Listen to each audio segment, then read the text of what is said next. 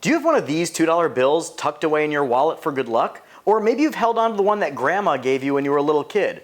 Well, if you do, you definitely want to watch this video because some of your $2 bills might be worth a heck of a lot more than just $2. Whatnot is the sponsor of today's video. Thank you for your support. Hello everybody, Silverpicker here, and in today's video I'm going to share with you 7 different $2 bills that are each worth more than $1,000 that you could find hiding in your wallet or you could get back in pocket change. Now, before we deep dive into this, I have to say, most $2 bills are not that rare and most are just worth their $2 face value. I actually did another video on $2 bills that you can check out in the card over here or in the description box below that covers all the basics and should give you a ton of additional knowledge to help you on your search for that $1,000+ $2 bill. So now let's dive right into these $2 bills, and I'm going to go over all the different identifying features so that when you encounter a $2 bill in the wild, you'll know what's what. And stick around to the end of the video because I'm going to be showing you one of the most valuable and honestly most aesthetically beautiful $2 bills ever printed. You don't want to miss it. All right, so let's kick off our countdown at number 7, actually with one of the key dates of the series. And yes, banknotes also have key dates. It's not just for coin collecting. And this particular bill is a 1976 $2 bill from the Minneapolis, Minnesota branch of the Federal Reserve with the Neff and Simon signatures. And this particular example that sold at Heritage Auctions has a PCGS grade of PPQ 68, just 2 grades shy of a perfect grade. And this one sold for $1,150. Yes, it is just an ordinary bill, no fancy serial number, no errors or anything, just a rare date. And that's it. So this is definitely a very findable bill that you guys should be checking all of your $2 bills for because you might just have a winner. Oh, and before we continue, I do want to just give a little shout out to my Silverpicker newsletter. Yes, I launched a newsletter a few months ago and it is incredible. And you can get it on my website for free, thesilverpicker.com. Right on the homepage, you just put your email in and boom, you've got access to my newsletter. And every week I'm sharing the latest in numismatic news. I'm giving tips and tricks on both the business of buying and selling coins for a profit and the coin collecting side. There's all sorts of stuff about precious metals in there too. You don't want to miss it. So again, go to my website, thesilverpicker.com, put your email in on the homepage and get that newsletter. Now we all know the power of fancy serial numbers when it comes to value.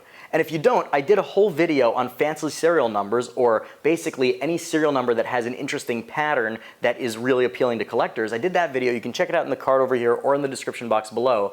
And that will give you a whole freaking degree on fancy serial number collecting. But what's really interesting, our number 6 example is an imperfect fancy serial number and it's still sold for over $1,000. Yes, this is a semi-solid, meaning a solid would be all of the same number in the serial number. But in this case, it starts with a 0 and then the rest of the digits are 7s. So it's still a really fancy-ish serial number, but this one still sold for a whopping $1,380 at Heritage Auctions. That is bananas. Now, number 5 is a particularly unusual bill because it's not actually intended for circulation. It is what's called a specimen. And you can see that it has the word specimen printed both on the front and back in red ink. And specimens were bills that were specially printed by the Bureau of Engraving and Printing to be sent out to banks as samples to help them familiarize themselves with these brand new bills. And if you notice, look at the serial number. Looks fancy, doesn't it? Well, actually, all the specimens were printed with that exact same serial number, so don't get too ahead of yourself. But even so, this bill sold for over $1,600. Now, it is highly unlikely that you'd actually find one of these in circulation, but because of collection dumps, meaning people bringing their granddad's old collection back to the bank, not realizing that they have a valuable collection there, well, some of them could have slipped in, and you definitely want to pull them out if you find one. While we're on the topic of unusual collectible currency, I want to thank the sponsor of today's video, Whatnot. If you don't know what Whatnot is an incredible live video auction platform in which bidders and sellers come together in real time to buy and sell all sorts of cool collectibles. Obviously, I'm mostly into coins, precious metals, and currency, but they've got everything. They've got trading cards, sports cards, comic books, video games, sneakers. Basically, if you collect it, they have it. And if you use my link, whatnot.com/invite/silverpicker to download the app, not only do you get access to this incredible platform absolutely free, But you also get $15 in Whatnot credit to spend on anything you want. And at all of my auctions, I always have silver coins in the buy it now for $15 or less, so you're all but guaranteed to get free silver coins. Yes, free silver coins. So use my link, whatnot.com/invite/silverpicker to download the Whatnot app and get your $15 free. Don't sleep on this deal because it will not last forever. But let's get back to our countdown. Number 4 is a particularly interesting bill because it's not that interesting. That's right, even though it is a star note, it doesn't have a fancy serial number, it's not a particularly interesting key date or anything, but because it is in pristine perfect condition, yes, it got the top grade in PCGS of PPQ 70, 70 out of 70, it sold for an obscene $2,820. Yes, we're past the $1,000 mark, approaching $3,000 for an ordinary bill that happens to be in perfect condition. Now, it's very unlikely, in fact, you won't find a perfect, pristine bill in circulation, but you might find one in a bank strap, or you might find one hiding in someone's collection that you might be able to pick up for just a few bucks. All right, we're at the top 3, and coming in at number 3 is a really solid bill. No, I mean that literally. It is a solid serial number. Yes, now we see an example of a true solid. All of the digits in the serial number are 1. And because of this aesthetically beautiful and very rare number, this bill sold for an incredible amount. This bill sold for just shy of $10,000. Yes, now, while this bill didn't quite hit the 5-figure mark, the next 2 do. Top 2, baby. Coming in at number 2 is yet another fancy serial number, but this time it's not all ones, it's just one 1. That's right, this is the crown jewel for low serial number collectors, the coveted number 1. Yes, it is serial number 1. That's it. And it is a very, very valuable and very rare note. But it's important for you guys to remember, if you're searching through banknotes in the wild, anything that's up to like $999 will still have a really, really high premium.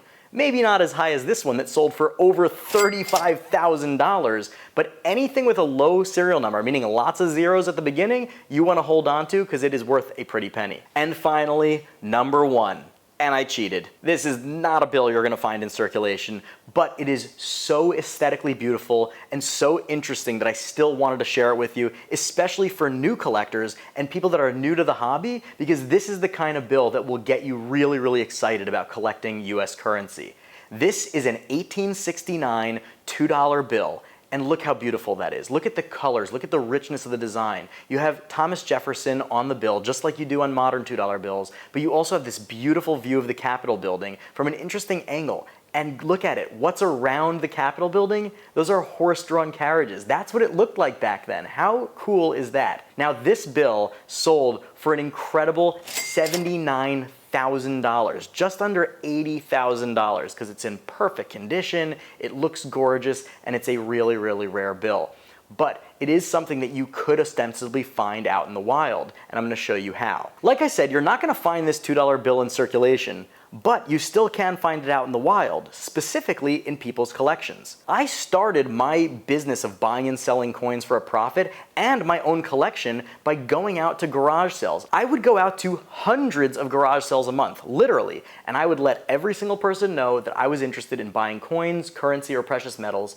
And while most of them would say, I don't know what you're talking about, some would go into the house, they'd say, yeah, I got an old box of coins or bills or whatever, and they'd bring it out, and I would be able to buy it right then and there. Now, of course, it's important to give them a reasonable deal, but that doesn't mean you can't make a profit.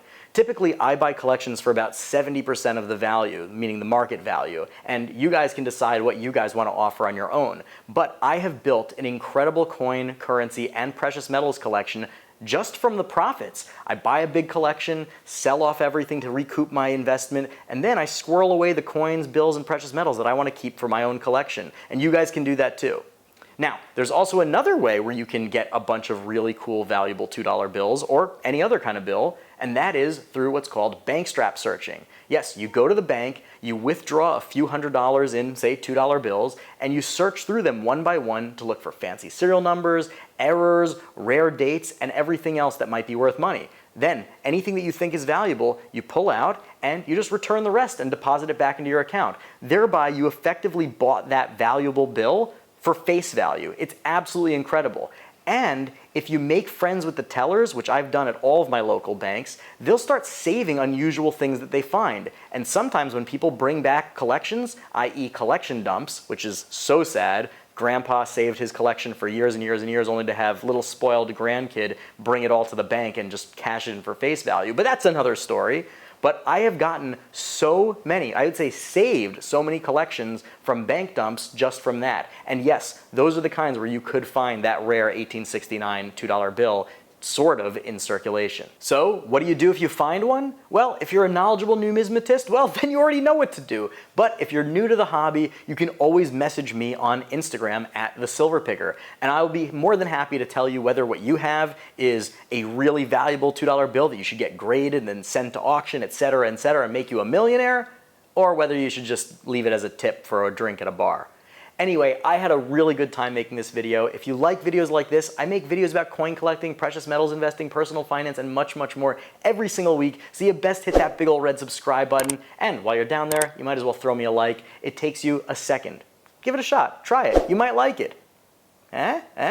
Anyway, throw me a like. It helps out the channel a lot, helps me continue making videos. And again, like I said, I've got a lot more awesome stuff coming down the pike. So stay tuned, and until then, Silver Picker out. A huge, huge thank you to all of my wonderful patrons. If you're not yet a patron, join the Patreon, the links are below, and you'll get access to my private Discord group in which all sorts of collectors come together to talk shop, talk coins, and just have a good time.